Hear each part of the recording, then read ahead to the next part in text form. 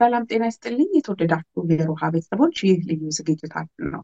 በዛሬ ልዩ ዝግጅታችን እንግዳ ጋብዘናል። እንግዳዬ አቶ የሱፍ መሐመድ የአማራ ማህበር በስዊዘርላንድ የአማራ ድጋፍ ማህበር በስዊዘርላንድ አድማስ የህዝብ ግንኙነት ኃላፊ፣ እንደዚሁም ደግሞ በቅርቡ የተቋቋመው የዓለም አቀፍ አማራ ማህበራት ህብረት ጸሐፊ ናቸው። አቶ የሱፍ መሐመድ እንግዲህ አዲስ ከተቋቋመው የዓለም አቀፍ የአማራ ማህበራት ህብረት ጋርና እንደዚሁም ደግሞ ከወቅታዊ ጉዳዮች ጋር በተያያዘ አጠር ያለ ቆይታ የምናደርግ ይሆናል። እስከ ፕሮግራማችን ፍጻሜ ድረስ አብራችሁ ቆዩ። አቶ የሱፍ እንግዲህ በወቅታዊ ጉዳዮች ላይ ውይይት ለማድረግ ፈቃደኛ ሆነ ስለተገኘ ከልብ እያመሰገንኩኝ እንኳን ደህና መጣህ ለማለት እወዳለሁ። ማዜ እንኳን በሰላም ጠበቃችሁኝ ማለት እፈልጋለሁ። መልካም አመሰግናለሁ። እንግዲህ በመግቢያ ላይ ለማስተዋወቅ እንደሞከርኩት በቅርቡ የተቋቋመ ከተለያዩ ከአውሮፓ፣ ከአሜሪካ፣ ከአውስትራሊያ፣ ከካናዳ፣ ከደቡብ አፍሪካ ጭምር የተቋቋሙ ማህበራት በተለይም ደግሞ በአማራ ጉዳይ ላይ የሚሰሩ በአማራ የህልውና ትግል ውስጥ የራሳቸውን አበርክቶ እያደረጉ ያሉ የአማራ ማህበራት በተናጠል ከሚሰሩት ከፍ ባለ ሁኔታ በጋራ ለመስራት አዲስ አደረጃጀት ማቋቋማቸውን ይፋ አድርጋቸዋል። የዛ አደረጃጀት ማለትም የዓለም አቀፍ አማራ ማህበራት ህብረት ጸሐፊ ደግሞ አንተነህ በተለያዩ ሁኔታዎች ይፋ አድርጋቸዋል። ከዚህ ቀደም በነበረ የዙም ውይይትም ለሚዲያዎችና ለባለድርሻ አካላት አደረጃጀታችሁን በተመለከተ ይፋ ያደረጋችሁት ነገር እንዳለ ሆኖ እስቲ እንደው ለሮሃ አድማጭ ተመልካቾች በተለያየ ሁኔታ በዚህ ሂደት ውስጥ የተሳተፉ ላሉ የህልውና ትግሉ ባለቤት ለሆነው ለአማራ ህዝብ ይህ የዓለም አቀፍ የአማራ ማህበራት ህብረት የተቋቋመ ምንድነው ዓላማውስ? እስከዛሬ ከምታደርጉት በተናጠል በተለየ ሁኔታ ምን ለመስራት አስባችኋል የሚለውን ነገር እንደው አጋራ። እሺ ማዛ እጅግ በጣም አድርጌ አመሰግናለሁኝ። በሮሃ ቴሌቪዥን ተመልካቾች ስም ማለት ነው። እንግዲህ እኛ የዓለም አቀፍ የአማራ ማህበራት ህብረት የተመሰረተበት ዓላማ የትግል ድግግሞሽ እንዳይኖርና ብዙ ኢፈርቶች ለመቀነስ ማህበራት በጋራ ሁነው የሚያወጡት ኢፈርት ሞር በዓለም አቀፉም ትግል እንቅስቃሴ ውስጥ ከፍተኛ የሆነ አስተዋጽኦ ስለሚኖረው ማህበራት ለየብቻቸው ከሚያደርጉት ትግል ይልቅ በአንድነት ተሰብስበው ቢታገሉ ሞር ብዙ ኢፈርት በማይጨርስ መልኩ ሞር ውጤታማ መሆን ይቻላል የሚለውን ግንዛቤ በማስቀመጥ እንግዲህ በተለያዩ ዓለማት የምንገኝ 20 የምንሆን የአማራ ማህበራት ማለት ነው ተነጋግረን እንግዲህ ይህንን ማህበር እውን አድርገናል። መጀመሪያ የታክስ ፎርስ አቋቁመን ነበር ስንንቀሳቀስ የነበረው። የታስታውሺ ከሆነ የዓለም አቀፍ ሰላማዊ ሰልፍ እንቅስቃሴ ነበረ። ትልቅ ሞቢላይዜሽን የፈጠርንበት ሞቢላይዜሽን ነበርና በተለያዩ ዓለም አቀፍ ታክስ ፎርስ አቋቁመን በተለያዩ ሀገራት ሰላማዊ ሰልፎችን በማካሄድ ውጤታማ የሆነ ስራ ተሰርቷል እና እዛ ላይ የነበረው ፎርስ ነው አሁን በአንድ ላይ ተሰባስቦ ይህንን ነገር ወደ ማህበር እናሳድገውና እንንቀሳቀስ በማለት እንግዲህ ሁላችንም በሆደ ሰፊነት ማለት ይቻላል እውነት በዚህ ማህበር ታቅፈን ለመታገል ወስነናል ማለት ነው። እኛም እንደ አድማስ የስዊዘርላንድ ማህበር ሌላም ከስዊዘርላንድ የሄዱ የወንድም አጋር ማህበሮች እኛ የወንድም ማህበሮች ብንላቸው ደስ ይለናል። ቢኮዝ በማህበራት ውስጥ ምንም አይነት ቅራኔ እንዲፈጠር አንፈልግም። ቢኮዝ አላማና አላማቸው ለአማራ ጥቅም እስከሆነ ድረስ ለአማራ እየታገሉ ለአማራ ጊዜያቸውን ኢንቨስት እያደረጉ እስከሆነ ድረስ ወንድም ማህበራት ናቸው። እነዚህ ወንድም ማህበራትም አሁን ከመሰረትነው ዓለም አቀፍ ማህበር ውስጥ በመሳተፍ የበኩላቸውን ግዙፍ ሚና እየተጫወቱ ይገኛሉ ማለት ነው። መልካም። እንግዲህ ቅድም አንተም እንዳነሳኸው በአንድ ከተማ ውስጥ ጭምር የተለያዩ የአማራ ማህበራት አሉ። ምንም እንኳን ዓላማቸው ተመሳሳይ ቢሆንም መነሻ መደረሻውም አንድ አይነት በተግባርም ደግሞ የሚሰሩት ስራዎች ተመሳሳይ ቢሆኑ በተለያየ ሁኔታ በትንንሽ ልዩነቶች የተበጣጠሱ ስራዎች ይሰራሉ።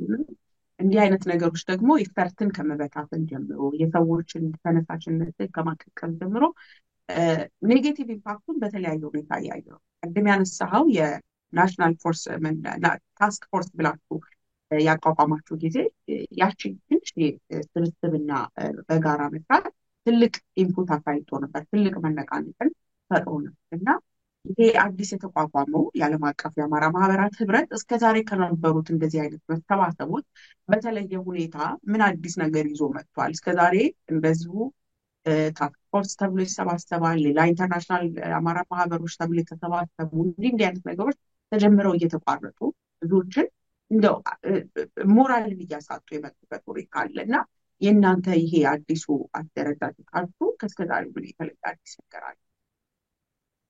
አመሰግናለሁ መዓዛ።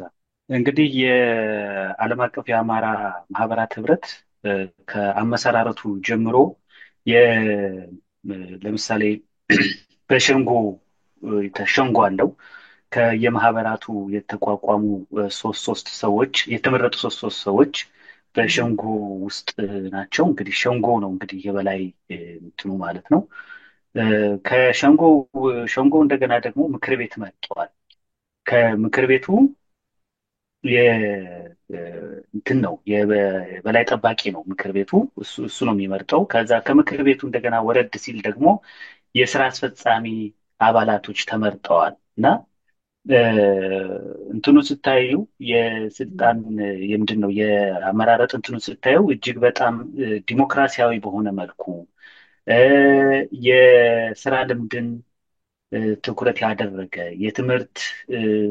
የትምህርት የእውቀትን እንትን መሰረት ያደረገ አመራረጥ፣ ቦታንም እንደዚሁ ፎከስ ያደረገ አመራረጥ፣ ሴቶችንም እንደዚሁ ያሳተፈ ሁኔታ ነው እና በጣም እጅግ ዘመናዊነትን በተላበሰ መልኩ ነው ምርጫውን የሚያደርግ ነው እና ምናልባት በዚህ አካሄዳችን ከሌሎች ለየት እንላለን ብለን እናምናለን እና ቢኮዝ እኛ ለህዝቡ ለማገልገል ነው። ለሸንጎ ከፈለገ አስቸኳይ ስብሰባ አድርጎ አይ እነዚህ ሰዎች ብሎ እንትን የማለት ኃላፊነት ሊኖርበት ይችላል። ምክር ቤቱም የእኛን ስራ የስራ አስፈጻሚዎችን ስራ ይከታተላል፣ ይቆጣጠራል። አላስፈላጊ ድክመቶች ወይም ድክመቶች ሲኖሩም ሊያበረታታ ይችላል፣ ወይም ሰውን በሰው ለመተካት የሚችልበት መንገድ በተራቀቀ ሁኔታ ነው የመጣንበት ማለት ይችላሉኝ እና 8 ወር በመስረት እና ምናልባት ከዛ አንጻር ከሌሎችም የተለየንን ማለት እችላለሁ። ሌላው ወደ ሰፊነታችን ነው።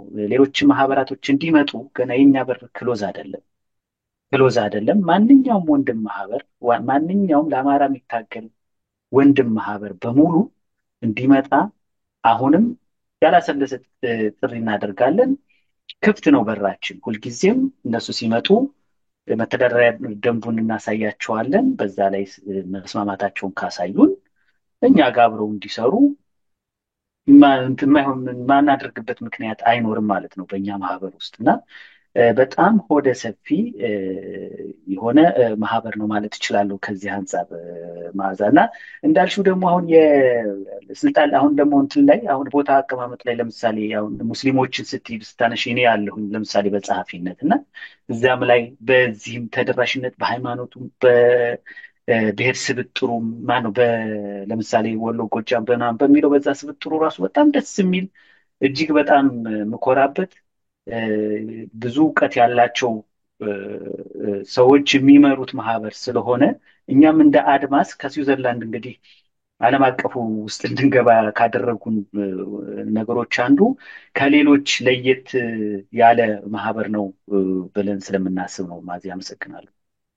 ኢሳም የሱፍ እንግዲህ አደረጃጀታችሁ ላይ በዚህ ደረጃ እንግዲህ የጠራ ነገሮችን ይዛችሁ ከመጣችሁ ዘንድ ምንድን ነው የምታስቡት? ማህበራት እንግዲህ በተለያየ ጊዜ የተለያዩ እንቅስቃሴዎችን ያደርጋሉ። ከነዛ ውስጥ እንግዲህ መሬት ላይ ላለው ትግል በፋይናንስ በመደገፍ ጀምሮ መሬት ላይ የተፈናቀሉ ጉዳት የደረሰባቸው ወይም በጦርነቱ ተጎጂ የሆኑ ወገኖችን በመደገፍ የተለያዩ ተቃውሞ ሰልፎችን በማድረግ መሬት ላይ የሚደርሰውን ሰብአዊ ቀውስ በተለይ ደግሞ ለዓለም አቀፉ ማህበረሰብ ከማስተዋወቅ አኳያ በተበጣጠሰ መልኩ ቢሆን ኃላፊነቱ በማህበራት ላይ የወደቀ ነው። በአንድም በሌላ መልኩ በውጭ ሀገር ስለምትገኙ ማለት ነው። አንጻራዊ ነፃነት ስላለ ማለት ነው። እና በቀጣይ ምንድን ነው ያሰባችሁት? ምን አይነት ስራዎችን ይዛችሁ መጥታችኋል? መሰባሰባችሁ ምን አይነት ትሩፋት ይኖረዋል? እንግዲህ ጥሩ ጥያቄ ነው የአነሳሽው መዓዚ እና እንግዲህ ማህበራት በዚህ ትግል ውስጥ ከግለሰብ ይልቅ የራሳቸው የሆነ ትልቅ ፓወርፉል ሚና መጫወት ይችላሉ። የአማራን ችግር ለዓለም አቀፉ ማህበረሰብ በማሳወቅ ረገድ፣ ፋይናንሻልም ማህበረሰቡ የተጎዳውን ማህበረሰብ በመደገፍ ረገድ እንግዲህ በግሩፕ ሆኖ ሲሰራ ቫሊዩ ይኖረዋል እና እኛ እንደ ዓለም አቀፍ የአማራ ማህበራት ህብረት አጭርና የረጅም ጊዜ ፕላኖችን እያዘጋጀ ነው፣ እያሰናዳን ነው። እንደገና ደግሞ አሁን ከተመሰረተ ያው ገና ኦልሞስት አንድ ወር ራሱ አሳምሮ አልሆነውም እና የጥናትና ምርምር የሚያካሂዱ በማህበራችን ውስጥ የሚሰሩ ምሁራኖች አሉ። ምሁራኖቹ በዛ ዘርፍ ተሰማርተው በምን አይነት መልኩ እንንቀሳቀስ የሚለውን እና የአጭርና የረጅም ርቀት የረጅም ፕላናችንን በተመለከተ እየተወያየን ወደፊት እያወጣን ገና እየሰራንበት ነው ያለ ነው እዛ ላይ እና አሁን ለጊዜው ይሄ ነው ብዬ ልነግርሽ አልችልም። ግን እንደው ሊሰሩ ከሚችሉ ነገሮች ውስጥ አንደኛው ፋይናንሻሊ ህብረተሰቡን የተጎዳውን ማህበረሰብ የተፈናቀለውንም በጦርነት ጉዳት የደረሰበትንም ኤቭሪ አካባቢ ለመድረስ እናስባለን። ፕላስ እንደገና ደግሞ በውጭ ሀገር የአማራን ሰቆቃ የሚያሳዩ ኤግዚቢሽኖች ሊሆኑ ይችላሉ። እንደዚህ ትርኢቶች ማሳየት ሊሆን ይችላል። በተለያዩ ዝግጅቶች ላይ የአማራውን ስቃይና በደል ለዓለም አቀፉ ቁልጭ አድርገው የሚያሳዩ ፎቶግራፎችን ሊሆን ይችላል። እንደዚሁ እንትን ምንድን ነው የሆነ ድንኳን ጥለንም እዛ ላይ ለህብረተሰቡ ለፈረንጆቹ ማለት ነው ለዓለም አቀፉ ማህበረሰብ እንዲያቅልን የምናደርግበት እድል ሰፊ ነው ወደፊት ማለት ነው እና ያው ትግሉ እየመረረ ነው የሚሄደው፣ እየበረታ ነው የሚሄደው እና ገና አልታገልንም እንደ አማራ። ስለዚህ ይሄ ነገር ወደፊት ይደረጋል የሚል ግምት ነው ያለኝ። ማዚ በጣም አመሰግናለሁ። እንግዲህ ይህንን ላነሳ የወደድኩበት ምክንያት ወደ ወቅታዊ ጉዳዮችም ልመልስህና እናንተም በቅርበት ስለምትከታተሉት ጭምር በጣም አሰቶች በየቀኑ እየተካሄዱ ነው ያሉት። እንደው የጦርነት ህግ የማይገዛቸው የምድር ህግ ብሎ የማይገዛቸው እንዲህ አይነት ጨካኝ በጣም ጨካኝ የሆነ ስርዓት ውስጥ ነው ያለ ነው። በትናንትናው ዕለት እንኳን የሰማነው በጣም አሰቃቂ ግድያ አለ። ግድያ ብቻ ሳይሆን ቆስላ የተገኘች አንዲትን እንዲህ በአሰቃቂ ሁኔታ ያደረጉትን ነገር አይተናል። በዛሬው ዕለትም እንደዚሁ በምስራቅ አማራ ክፍል እንዲሁ ሌላ ጡቷን ቆርጠው የጣሉበትን ሁኔታ እናያለን። እንዲህ አይነት ነገሮች እንግዲህ በየቀኑ እየተባባሱ በየቀኑ ከአይምሮ በላይ የሆኑ መጥተዋል እና እንዴት ነው በየጊዜው የተባባሰ የመጣውን አሰቃቂ የሆነ የሰብአዊ መብት ጥሰት እናንተ የምትመለከቱት? እንዴት ነው? በምን ያህል ፍጥነትና በምን ያህል አቅም ይሄንን ወደ አደባባይ ማውጣትና ዓለም አቀፍ ተጽዕኖ እንዲኖረው ማድረግ ይቻላል? ዓለም እንዲሰማው ዓለም እንዲያየው ለማድረግ በምን ያህል ደረጃ ዝግጁ ናችሁ? ሁኔታውን እስከምግማችኋል? በጣም ጥሩ ማዚ። እንግዲህ አሁን በሰሞኑ አሰቃቂ ሁኔታ በተመለከተ ዓለም አቀፍ የአማራ ማህበራት ህብረት የራሱ የሆነ መግለጫ ወይም ፕሬስ ሪሊዝ አውጥቷል እና ይህንን ፕሬስ ሪሊዝ ወደ ላንቺ ልክልክና ምናልባት ወደ ሚዲያዎች እንዲሰራጭ የምታደርጊበት ሁኔታ እንዲፈጠር እንጠይቃለን። ፕሬስ ሪሊዙ እየተጠናቀቀ ነው። ዛሬ ሲጻፍ ነው የዋለው። ትናንትናም እየተወያየንበት ነበር። እጅግ በጣም ጠንከር ያለ አቋም እንድንይዝ ያደረገን ሲቹዌሽን ነው። እንግዲህ አገዛዙ እንዲህ አይነት ስቃዮችን ሲያደርስ የመጀመሪያው አይደለም እና ሰርፕራይዝ አይደለም ለኛ። እንደው በጅምላ እንግዲህ ለአንቺ መንገር ለቀባሪ ማርዳት ነው እና ስንቶች በጅምላ የሚጨፈጨፉበት፣ ስንቶች በአሰቃቂ ሁኔታ የሚጨፈጭፍ ስርዓት ነው ያለው እና ለእሱ የዘወትር ስራው ነው ማለት ይቻላል። ለእኛ ግን ይህንን ነገር ቁመን አናየውም። ለዛም መግለጫ አውጥተናል። እንደገና ደግሞ በእንግዲህ እኔ የምኖርበት ሀገር ስዊዘርላንድ ነው። የተለያዩ ዲፕሎማሲ ያለበት ሀገር ነው። ጄኔቫ እንግዲህ ትታወቃለች፣ በዓለም አቀፍ ከተማ ነች እና ይህንን ነገር በዓለም አቀፉ ሕብረተሰብ ዘንድ ለማሰማት ምናልባት የሰላማዊ ሰልፍና መሰል ነገሮችን ለማድረግ እንቅስቃሴ መጀመር ይጠበቅብናል ብዬ አስባለሁ። ከሌሎች ወንድም ማህበራቶች በስዊዘርላንድ ከሚገኙ ሌሎች ወንድም ማህበራቶች ጋር በመሆን ማለት ነው። ሌላው ቀይ መስቀልም የሚገኘው መስሪያ ቤቱ እዚሁ ጄኔቭ ነው እና ምናልባት በቀይ መስቀል ፊት ለፊት ቆመን ይህንን ነገር ማሰማት አለብን። ፋኖ የተማረኩ ምርኮኞችንና የቆሰሉ የኢትዮጵያ ወታደሮችን አክሞ ለቀይ መስቀል አስረክቧል። የተማረኩትንም ጉዳት ሳያደርስ አድርሷል አይደለም።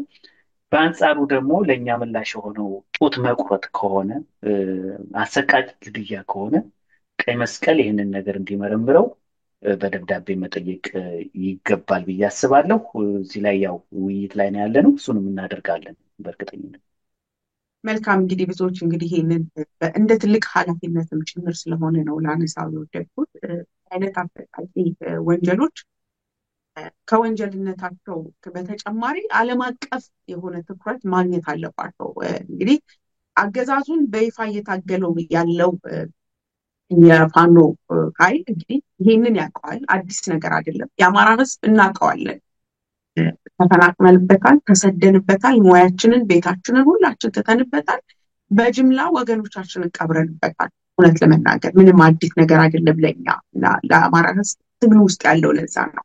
ዓለም አቀፍ ማህበረሰብ ግን ማንነታቸውን ያውቅ ዘንድ ምን እያደረጉ እንደሆነ ያውቅ ዘንድ እንደናንተ አይነት በጋራ የተሰበሰቡ ተቋማት ትልቅ ኃላፊነትና ትልቅ ድርሻ ስላለባቸው ጭምር ነው ላነሳ የወደድኩት። የሱፍ እንግዲህ ከተገናኘን አይቀር እንደገናም ደግሞ እንደው በቀጥታም በዚህ ጉዳይ ላይ እንደሚመለከትና እንደሚያሳስብን ስለማቅ ጭምር በተለይ ያገዛዙ አንዱ ስልት እንግዲህ በሃይማኖት መከፋፈል፣ በማንነት መከፋፈል፣ በተለያዩ አጋጣሚዎች ከፋፍሎ ማጣላትና እንደው በአንድ ድምፅ የተነሳውን ህዝብ መበተን ይፈልጋል። አንደኛው እንግዲህ ሊያነሳ የሚወደው ሰበዝ በአማራ ህዝብ ላይ የእምነትን ሰበዝ ነው። ያም ደግሞ ሙስሊም ማህበረሰቡን ግማሽ አካላችንን ማለት ነው እንግዲህ እንደ አንድ ተጎጂ ወይም ደግሞ የአማራ ፋኖ፣ የአማራ ብሔርተኝነት፣ የአማራ ትግል ባይሰልፍ የእስልምና ሃይማኖት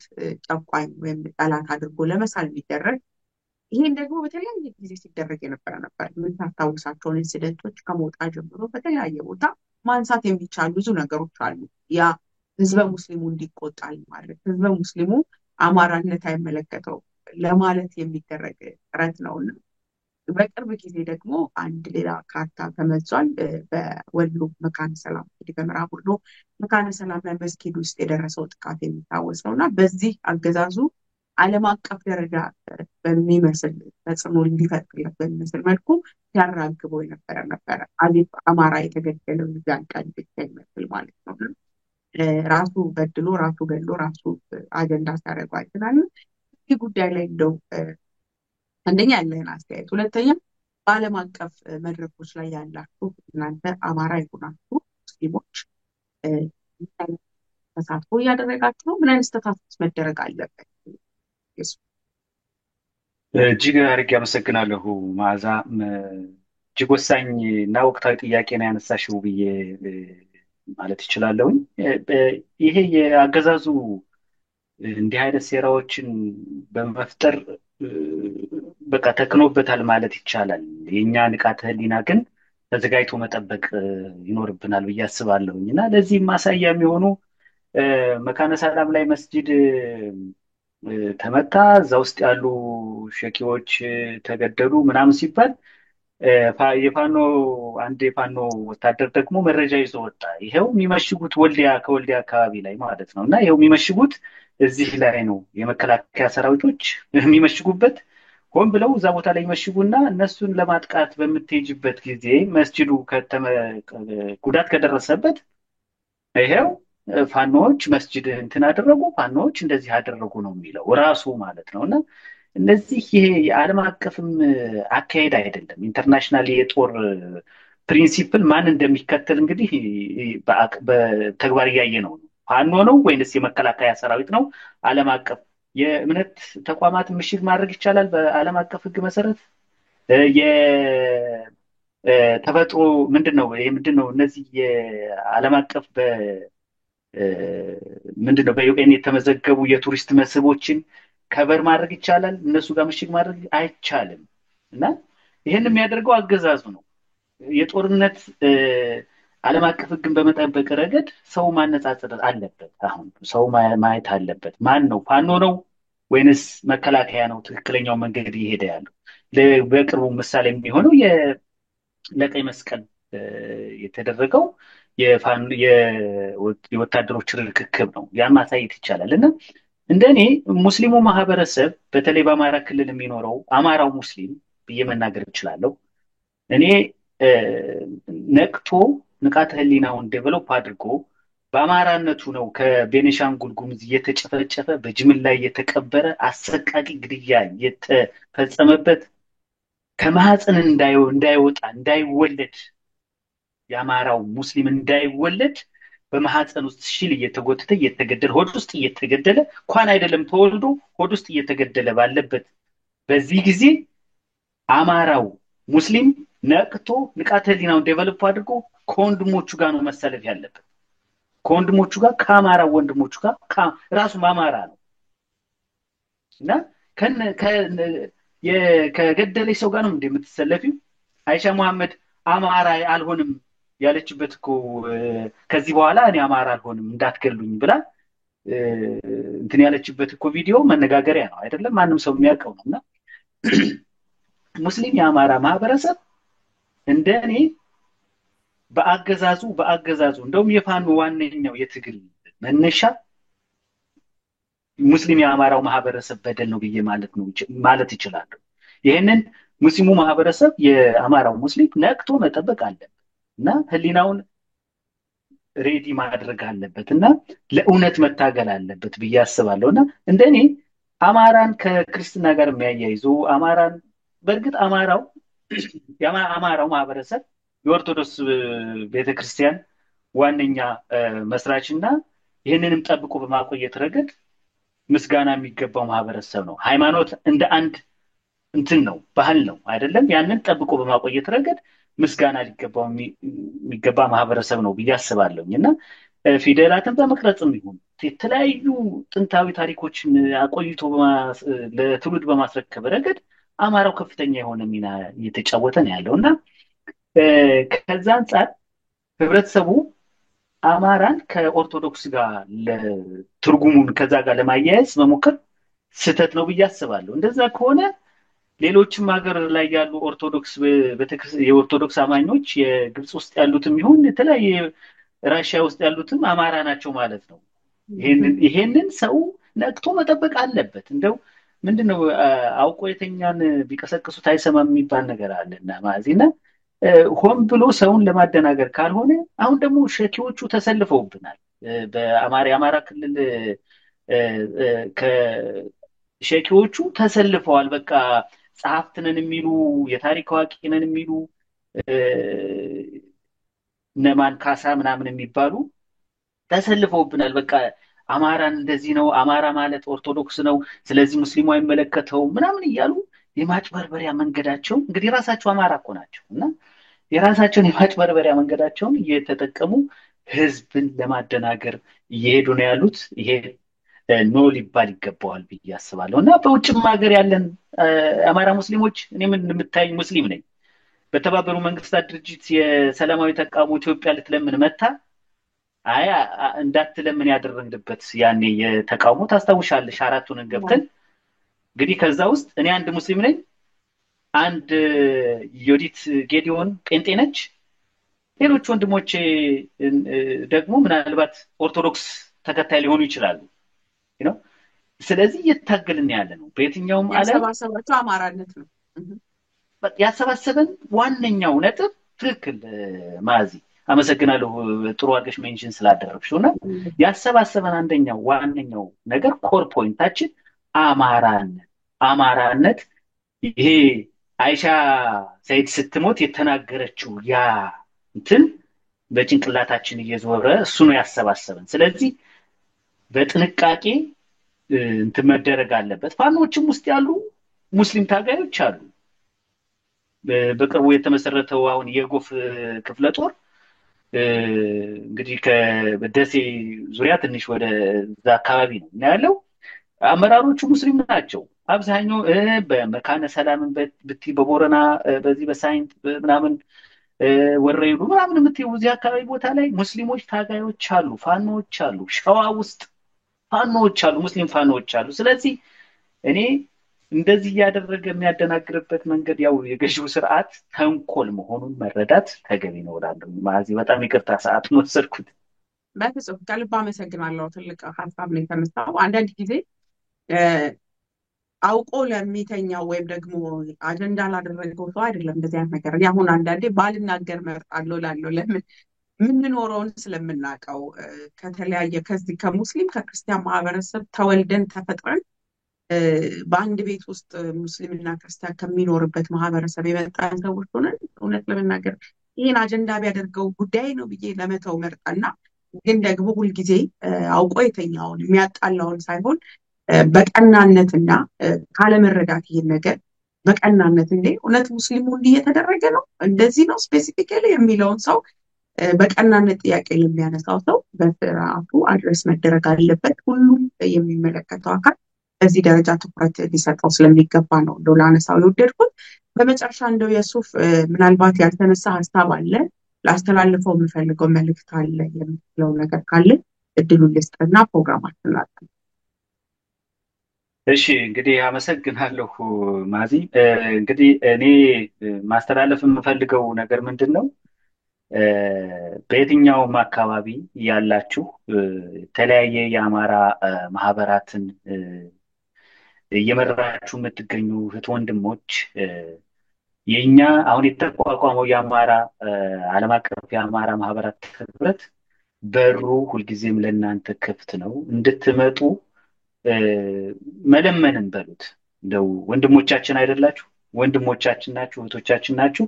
ኑ ቶሎ እኛ ጋር ኑና በአንድነት ሆነን አንድ ሆነን ስንታገል ሎድ ይኖራል እና ብዙ ኢፈርትም አናባክንም እና ስለዚህ አንድ ስንል ሞር ፓወርፉል እንሆናለን፣ ውጤታማለን፣ ስኬታማ እንሆናለን። የወንድሞቻችሁን ስቃይ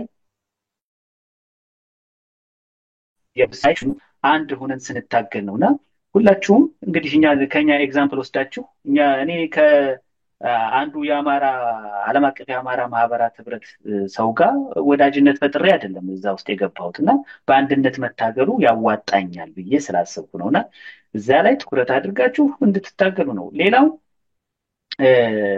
የጎንደር ፋኖዎች አንድነት በመምጣታቸው የተሰማኝንም ደስታ መግለጽ እወዳለሁ። እንደዚህ ነው። ስለዚህ እያያችሁ ነው፣ በዓለም አቀፍ የሚገኝ አማራ እየተሰባሰብን ነው። አንድ ቀን